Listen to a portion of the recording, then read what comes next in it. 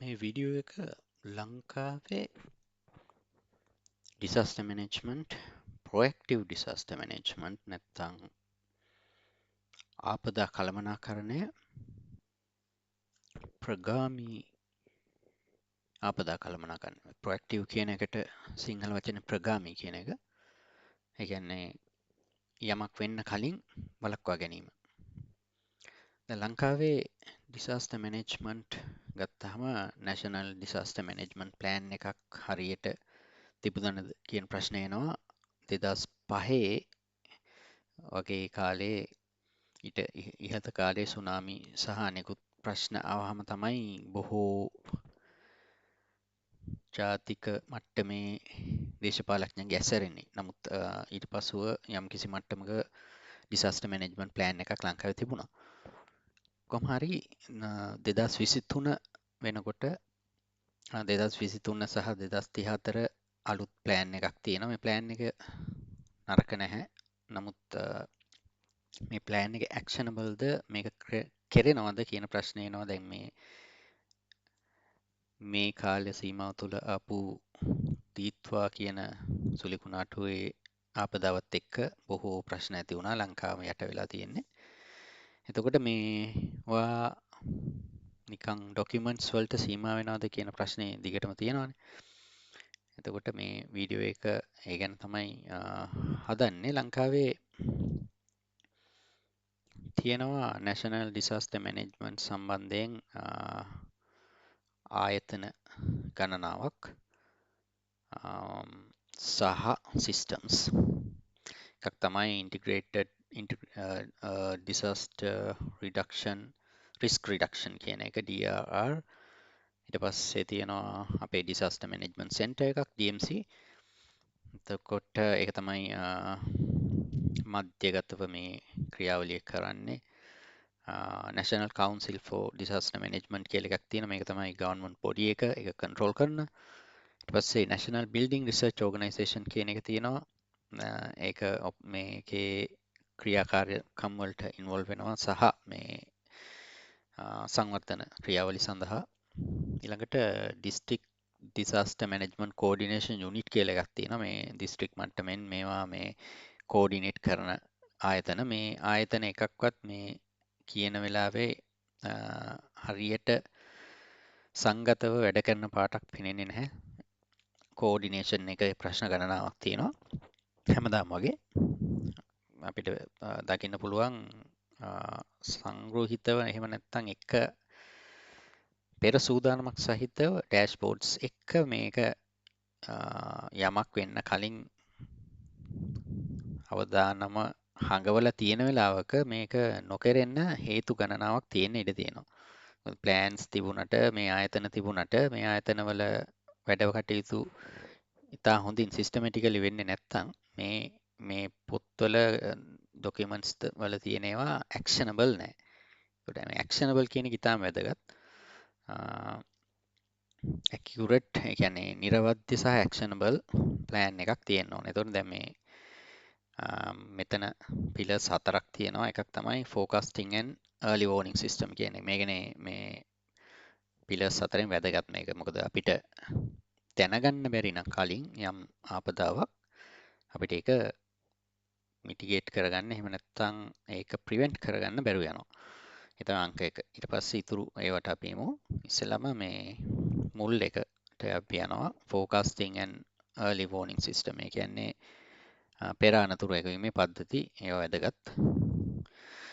එතකොට මේක අපිට ෂෝට් ටර්ම් සහ ලොන්ග් ටර්ම් විදිහට යන විදිහට ප්ලෑන් කරගන්න පුළුවන් මේ කාරණාව. මූලික දේ තමයි මේ අපිට එන දත්ත. දැන් අපි දත්ත සම්බන්ධයෙන් දත්ත ඉතා වැදගත් ලෝකයකනේ මේ වැඩ කරන්නේ. එතකොට මේ රියල් ටයිම් ඩේටා කියන ඒවා ඉතාම වැදගත්. එතකොට අපිට මේ වැහි එතකොට ගංගාවල ජලාශවල මට්ටම් සඳහා තියෙන සෙන්සර්ස් සහ ඒවයින් එන රියල් ටයිම් ඩේටා යාවත්කාලීන කිරීම අතිශයින් වැදගත්. මේක ෂෝට් ටර්ම් මේක අවුරුද්දක් ඇතුළත කරන්න පුළුවන්. ඊට අමතරව ඒ කාලය තුල මේ SMS එතකොට සෙල් බ්‍රෝඩ්කාස්ට්ස් ඔබේ WhatsApp වගේ සෝෂල් මීඩියා වගේ තියෙනවා. මේ දේවල් හරහා එන අලර්ට්ස් විධිමත් කරන්න පුළුවන්. ඒ කියන්නේ පූර්ව දැනුම් දීම්. දැන් මේ වෙනකොටත් පේන මිනිසුන්ට තවම සති දෙකකට තුනකට කලින් ආපු අනතුරු ඇඟවීම් ගිහින් නැහැ. සමහර අය ඉන්නවා ඒ කට්ටිය ඒව ගණන් ගන්න නැහැ. නමුත් ඒ ගණන් ගන්න නැති වෙන්න හේතුව ඩ්‍රිල්ස් හෝ මොකුත් සූදානමක් සම්බන්ධයෙන් ඔවුන්ව හුරු කරන්නේ නැති එක. ඒ හුරු කරන තැනටත් අපි එමු අධ්‍යාපනික මට්ටමේ ඒක අතිශය වැදගත්. ඊළඟට මේ දැන් AI තියෙනවානේ. AI ඉතාම වැදගත් රිස්ක් ෆෝකාස්ට්ස් වලට. එතකොට ආටිෆිෂල් ඉන්ටෙලිජන්ස් ඒ කියන්නේ කෘත්‍රිම බුද්ධිය යොදාගෙන ප්‍රෙඩික්ෂන්ස් ගොඩක් කරන්න පුළුවන්. මේ ගොඩක් මොඩල්ස් තියෙනවා. සමහර ඒවා වැරදින්න පුළුවන්. නමුත් අපිට ඉතාම මේ අපිට දැනට තියෙන දත්ත සහ රියල් ටයිම් ඩේටා එක ඉතාම වැදගත් probabilities කියන්නේ සම්භාවිතාවයන් දැනගන්න පුළුවන්. ඔය කෙටි කාලීන දේවල්. එතකොට අපි දිගු කාලීන මට්ටමකට ගියොත් එහෙම අපිට ඕන වෙනවා යුනිෆයිඩ් ඩිසාස්ටර් ඩේටා ප්ලැට්ෆෝම් එකක්. ඒ කියන්නේ දත්ත මේ සියලු දත්ත එකට එකතු කරලා ඒවා මත තීරණ ගන්න පුළුවන් ඩේටා ප්ලැට්ෆෝම් එකක් අපි හදන්න ඕනේ. දැන්ටත් ඒක හරියට නැහැ කියලා අපි දන්නවනේ. අතන මෙතන ආයතනවල ඩේටා තියෙනවා. නමුත් ලොකු කෝඩිනේෂන් එකක් නැහැ. ඊට පස්සේ ඊළඟ එක තමයි සෙන්සර් ග්‍රිඩ් එකක් තියෙන්න ඕන. මේ සෙන්සර් ග්‍රිඩ් එක ෆ්ලඩ් බේසින්ස් වල එහෙම නැත්නම් මේ මොනවාද ජල ගැල්ම තියෙන තැන්වල සහ ඔය නාය යන තැන්වල වගේ ස්ථානගත කරන්න පුළුවන්. ඒ zones වලට බෙදා ගන්න ඕනේ ඉස්සෙල්ලම. ඊළඟ තමයි සැටලයිට් ඩේටා තියෙනවා වැසි සහ ආපදා සම්බන්ධයෙන්. මේ ඩේටා ඔක්කොම මේ සිස්ටම් එක ඇතුළට ගන්න ඕනේ. එතකොට අපිට මේ ක්‍රියාවලිය තුළ මේ පළවෙනි පිලර් එකෙන් ඒ කියන්නේ forecasting and early warning කියන එක හරහා මිනිසුන්ට මේ පැය ගාණක් යන්නේ නැතුව තත්පර ගාණකින් ඒ කට්ටියව ආපදා සම්බන්ධයෙන් දැනුවත් කරලා සූදානම් කරන්න පුළුවන්. හරි. ඊළඟට අපි යමු දෙවැනි එකට. දෙවැනි එක land use planning and urban development. දැන් ලංකාව තියෙන ලොකුම ප්‍රශ්නේ මේකනේ. ඒ කියන්නේ විධිමත් ලෙස සැලසුම් සාගතව නොකරන ලද නගර සහ අනිකුත් සංවර්ධන. මේක තමයි අපේ අභ්‍යන්තරයේ තියෙන ලොකුම ඒ කියන්නේ hidden vulnerability එක තමයි මේ ප්ලෑන් කරලා නැති අර එහෙමෙන් අටවපු නගර සහ අනිකුත් දේවල් අපිට ජලාශය වගේ ගොඩක් දේවල් තියෙනවා ඒවා හරියට කළමනාකරණය කරගන්නේ නැහැ ඒවා අපි අතන මෙතන තමයි තියෙන්නේ. එතකොට ඒවා හරියට මේ කොහොමද මේ දේවල් වෙන්නේ කියන එක ඉතාම වැදගත්. එතකොට මේකෙත් අපිට ෂෝට් ටර්ම් සහ ලොං ටර්ම් කොටස් දෙකකට යන්න පුළුවන්. එකක් තමයි ෂෝට් ටර්ම් අපි බැලුවොත් මේ අනතුරු සහිත සංවර්ධන. ඒ කියන්නේ හෝටල් හදනවා, එතකොට බිල්ඩින් හදනවා, තව ආගමික ස්ථාන රමය ගොඩක් හදනවා ගංගාශ්‍රිතව. එතකොට තෙත් කලාප සහ වෙට්ලන්ඩ්ස් වල ඒවා සහ ඔය වතුර රැඳෙන තැන්වල ඒවා ගොඩ කරලා එක එක දේවල් හදනවා. ඊට පස්සේ මේ බෑවුම් වල නිර්මාණය කරනවා. දැන් මේවා වහාම නවත්තන්න ඕනේ. මේවා මේ කාගේවත් වුමනාවට කරන්න ඉඩ දෙන්න අවශ්‍ය නැහැ. සහ ඒ ඒරියාස් වලින් පුද්ගලයන්ව හැකිතාක් ඉවත් කරලා බෆර් zones ඒ කියන්නේ මේක වටේ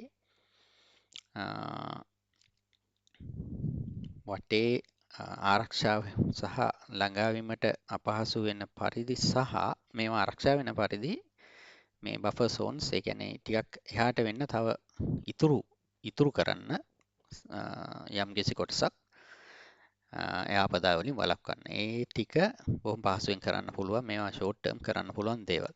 එතකොට මේ පොලිසිස් මේවට දැනටමත් තියෙනවා. ඒවා පාවිච්චි කරන්න නීතිය පාවිච්චි කරන්න තමයි ඕනේ. එතකොට ලොං ටර්ම් අපි බැලුවොත් අපි නගර නිර්මාණය ඊටාම මේ අවිධිමත්. ඒක තමයි අංක 1. ඒක නැවත ගොඩනගන්න ඕන. ඉතින් පුළුවන් විදිහට දැන් අපිට තියෙන ප්‍රශ්නත් එක්ක අපිට අතිශයින්ම අවශ්‍ය දෙයක් තමයි මේ කුණාටු සහ අනෙකුත් වැහි කාලවලදී ස්ටෝම් වෝටර් කොරිඩෝස් සහ ඒ ඇල මාර්ග ඒවා ඇති කරන්න ඕන. මේවා හිර වෙලා අර මේවනේ තියෙන්නේ. හරියට සුද්ධ කරන්නෙත් නැහැ. හරියට නඩත්තු කරන්නේ නැහැ.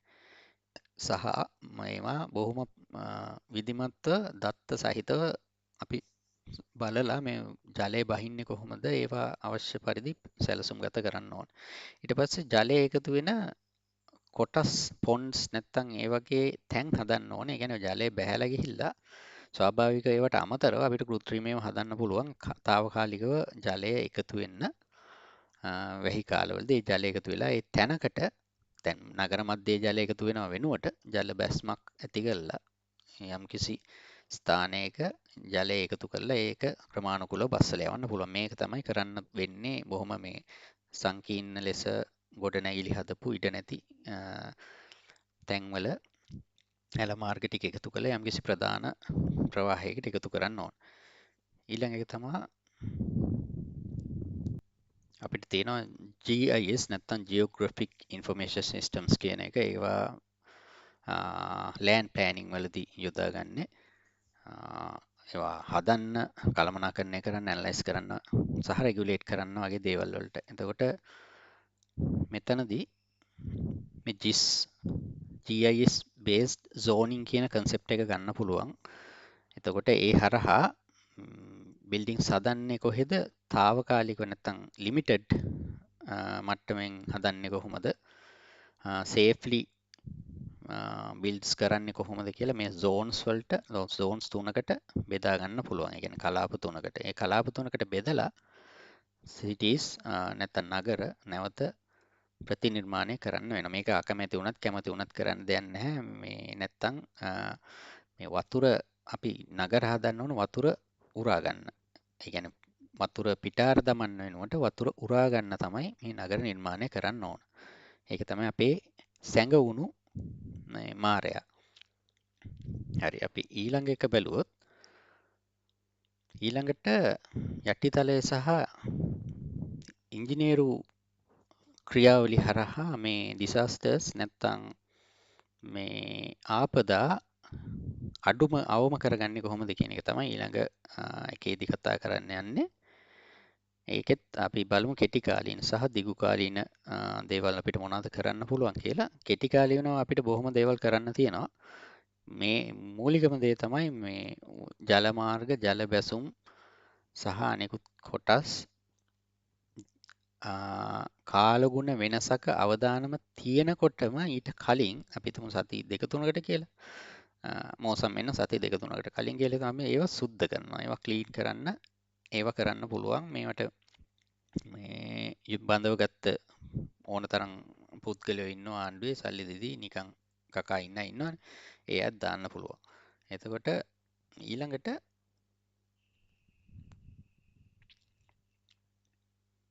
අපිට ගංගාශ්‍රිත ප්‍රදේශ සහ රිස්ක් එක වැඩි කොටස් ඒ ආසන්න වෙනකොට ශක්තිමත් කරන්න පුළුවන්. සහ ඒවයි රිස්ක් එක මොනවද කියලා අපිට මැන බලලා තීරණය කරන්න පුළුවන් මොකද්ද කරන්න කියලා.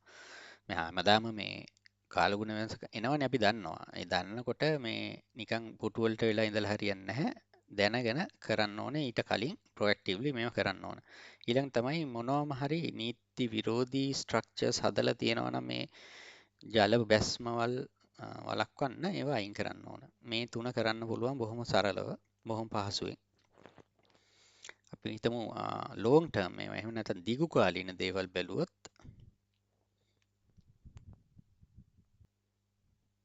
ජලය රඳවා ගැනීමේ කොටස් ජල ප්‍රදේශ සහ ගම් වතුර ගලන කොටස් ඒවා සංවර්ධනය කරන්න ඕන.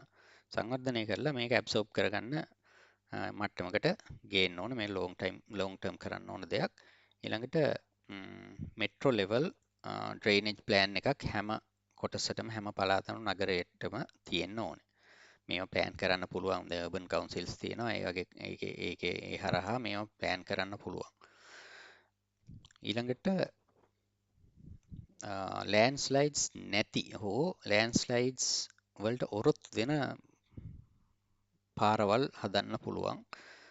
රිටේනින් වෝල්ස් දාන්න පුළුවන්, ජියෝ ග්‍රිඩ්ස් දාන්න පුළුවන්. මේ වගේ ටෙක්නික්ස් ගොඩක් තියෙනවා. ඒව දාලා මේව හදන්න පුළුවන්. ඊට පස්සේ රට උඩ තියෙන ජලය පහළ එහාට ගලාගෙන යනවා දිගටම සහ ඒවා නාය යන්න ඉඩ තියෙනවා. එතකොට ඒ ජලය කළමනාකරණය කර ගැනීම සහ ඒකේ උඩ තියෙන වැස්ම, ඒ කියන්නේ තුරු වැස්ම, ගස් වැස්ම, ඒවා මේ හරියට ප්‍රතිස්ථාපනය කරන්න ඕන. මේ ක්‍රම හරහා මේ අපිට පුළුවන් මේ ඉංජිනීරින් මට්ටමින් මේ වෙනස්කම් කරගන්න. හරි. ඒක තමයි තුන්වෙනි පිලර් එක. අපි යමු හතරවෙනි සහ අන්තිම එක වැදගත්ම එක. මේ ලංකාවේ මිනිස්සු එක්ක මේ වැඩේ කරන්න බැරි මොකද්ද ප්‍රශ්නේ? එතකොට මිනිස්සු සූදානම් නැත්තම්, මිනිසුන් ඔළුව පාවිච්චි කරන්නේ නැත්තම් මේ වැඩේ කරන්න බෑ. එතකොට කොහොමද මේ ඔළුව පාවිච්චි කරන්න මිනිස්සුන්ව හදන්නේ? එතකොට අපිට මූලිකවම කරන්න පුළුවන් කෙටි කාලින දේවල්. මේ දැන් අපි වෙන රටවල් ජපානය, බංග්ලාදේශය, නෙදර්ලන්තය වගේ රටවල් ගත්තොත්, මේ කැනඩාව ගත්තත්, ඒ රටවල් මේවා නිතර මේ ඩ්‍රිල්ස් කරනවා. ඒ කියන්නේ මේ කොහොමද මේ වගේ අපි පලා යන්නේ, බේරෙන්නේ, කමියුනිටි ඩ්‍රිල්ස්, ඉවැකුවේෂන් ඩ්‍රිල්ස් ඒව කරනවා. එතකොට මේ පෙර සූදානම් වලට හුරු කරනවා. නිතර හුරු කරන්න ඕන. මොකද ලංකාව කියන්නේ ඝර්ම කලාපීය රටක්නේ. එතකොට ආපදා තියෙනවා. ඒකට හුරු කරන්න ඕන. කමියුනිටි ලෙවල් එකෙන් කරන්න පුළුවන්. දැන් ග්‍රාම සේවකලා ඉන්නවා. බොහොම දෙනෙක් ඉන්නවනේ ගම්මාශ්‍රිතව. මේවා සංවිධානය කරලා පොලිසිය තියෙනවා. එයා එතන ඔක්කොම එකතු කරලා තියෙන DMC එකට මේවා කරන්න පුළුවන්. දැන් මත්ද්‍රව්‍ය සම්බන්ධයෙන් එහෙම කරන්න, ඒ වගේ ඩ්‍රිල්ස් කරන්න පුළුවන්.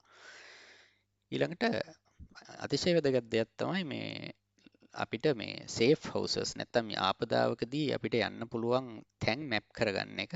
මැප් කරලා ඒවට ඒව නිතර සූදානම් කරලා තියාගන්න එක. ඊළඟ අතිශය වැදගත් දෙයක් තමයි ලංකාවේ මේ වර්ග භාෂා කීපයකින් වැඩ කරන කට්ටිය ඉන්නවා. සිංහල, දෙමළ, ඉංග්‍රීසි. එතකොට මේ තොරතුරු සහ ඉන්ස්ට්‍රක්ෂන්ස් නැත්නම් උපදෙස්, මේවා මේ හැම භාෂාවකින්ම ලැබෙන්න ඕනේ. මේ ඇත්තටම ඉතාම වැදගත්. නැත්තම් මොකද එක කොටසක් අතහැරෙනවා. එහෙම අතහැරෙන්නේ නැතුව පොදුවේ මේ හැමෝටම මේක එල්ල කෙරෙන්න ඕන. ඊළඟට මේ ග්‍රාම නිලධාරී කොට්ටාශ සියලු දෙනාම මේ කලින් කිව්වා වගේ ඉමර්ජන්සි ඇක්ෂන්ස් වලට, ඒ කියන්නේ අනතුරු වලදී පෙරහුරු සහ ක්‍රියාවලියට හුරු කරන්න ඕන. ඒවා කෙටි කාලීනව කරන්න පුළුවන් දේවල්. දිගු කාලීනව අපි බැලුවොත්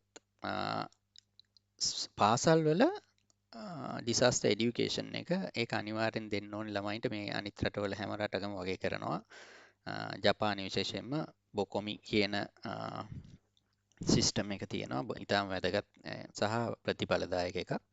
බොකොමි එකේදී ඒ ලෝකල් කමියුනිටීස්, ඒ ලෝකල් ඒ කියන්නේ අදාළ ප්‍රදේශයේ ඉන්න ආණ්ඩු වල ඒකක, NGOs සහ අනෙකුත් අය එකතු වෙලා, විශේෂයෙන්ම පාසල් දරුවන් එකතු වෙලා, මව්පියන් එකතු වෙලා මේ ටීම්ස් හදාගෙන ඉන්නවා. මේ ගවර්න්මන්ට් එක එනකම් බලන් ඉන්නේ නැහැ. දැන් අපි දැක්ක මේ ලංකාවෙත් එහෙම පිරිසක් ඇත්තම ඉතාම කාරුණිකයි. ලංකාවේ මිනිස්සු මේ කට්ටිය සූදානම් වෙලා ආණ්ඩු එනකම් බලන් ඉන්නේ නැහැ, වැඩක් කරනවා. ඒක ඉතාම ස්තුතිවන්ත වෙන්න ඕනේ කට්ටියට. එතකොට මේක කල්චර් එකක් වෙන්න ඕනේ. මේ සංස්කෘතිය prepared, නැත්නම් සූදානම් සහගත සංස්කෘතියක් ඇති කරන්න ඕන.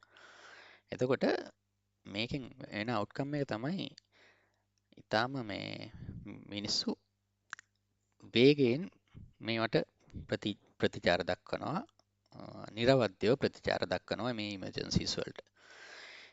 දැන් මේක තමයි මේ ගෝල්ඩන් ෆෝමියුලා එක.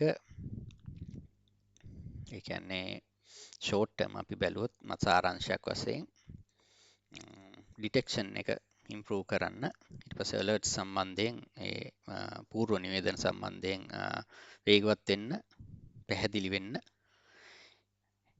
ඉවැකුවේෂන් එක හරියට යවත් කාලීන කරගන්න ඩ්‍රිල්ස් කරලා ෂෙල්ටර්ස් ඇති කරලා සහ මේ හිර වුණු දේවල් ඒවා බොහෝම පැහැදිලිව ඉවත් කළා ඒ පෙර සූදානම් කරන්න ලොන්ග් ටර්ම් අපි බැලුවොත් සමරි එකක් විදිහට අවුරුදු 1 ඉඳන් 10 වෙනකන් සිටි ප්ලෑනින්ග්ස් කරන්න ඕනේ zoning drainage wetlands වගේ දේවල් ප්ලෑන් කරන්න ඕනේ ඉන්ෆ්‍රාස්ට්‍රක්චර් එක හරියට හදාගන්න ඕනේ යටිතලය ඉන්ස්ටිටියුෂන්ස් මේ සම්බන්ධ වැඩ කරන ඒවා ශක්තිමත් කරන්න ඕන සහ විශේෂයෙන්ම වැදගත්ම දේ පබ්ලික් එඩියුකේෂන් මිනිසුන්ව සූදානම් කරන්න. එතකොට අපිට අපි ෆේල් වෙන්න හේතු දිගින් දිගටම කීපයක් තියෙනවා. අපි කලින් කතා කරා වගේම අනතුරු පරක්කු වෙනවා. එහෙම නැත්නම් පැහැදිලි නැහැ. විශේෂයෙන්ම ඒවා ඇක්ෂනබල් නැහැ. ඒ කියන්නේ මොකද්ද කරන්න ඕනේ කියන එක ඒවා තේරෙන්නේ නැහැ. ඊට පස්සේ දත්ත අපි යොදාගන්නේ නැහැ හරියට මේ ආයතන තුල. long term plannings ස්ථාපනය වෙන්නේ නැහැ පොලිටිකලි ඒ කියන්නේ දේශපාලනිකව මේවා අතෑරෙනවා. ඊළඟට තෙත් බිම් සහ මේ අනිකුත් ජල බැසුම් මේවා කන්ස්ට්‍රක්ෂන්ස් වලින් විනාශ වෙනවා. ඊට පස්සේ බජට් එක යොදන්නේ ඔක්කොම හැම වෙලාවෙම ඩිසාස්ටර් එක ආවට පස්සේ ඒ කියන්නේ අස්සය ගියාට පස්සේ ස්ථාලේ වහනවා. මේක ඊට කලින් කරන්න ඕන දෙයක්. සල්ලි ඉතුරු කරගන්න නැතුව සල්ලි නැති වෙන බොහොම ලොකු හේතුවක් තමයි මේක. අවසාන වශයෙන් නැවතත් මිනිසුන්ව හරියට සූදානම් කරන්නේ නැහැ. මේ ටික කරා නම් අපිට ඇත්තටම ඉතා පහසුවෙන් ලංකාවේ ආපදා කළමනාකරණය සම්බන්ධ අපේ වැඩපිළිවෙල යාවත්කාලීන කරගන්න පුළුවන්. මේක ටිකක් දිග කතාවක් වුණත් මේක මේ වෙලාවේ කරන්න අවශ්‍යම නිසා තමයි මේක මේ වීඩියෝ එක හදන්නේ. මේකෙන් බොහොමයක් දෙනාට ප්‍රයෝජනයක් වේවා කියලා හිතනවා. ස්තුතියි.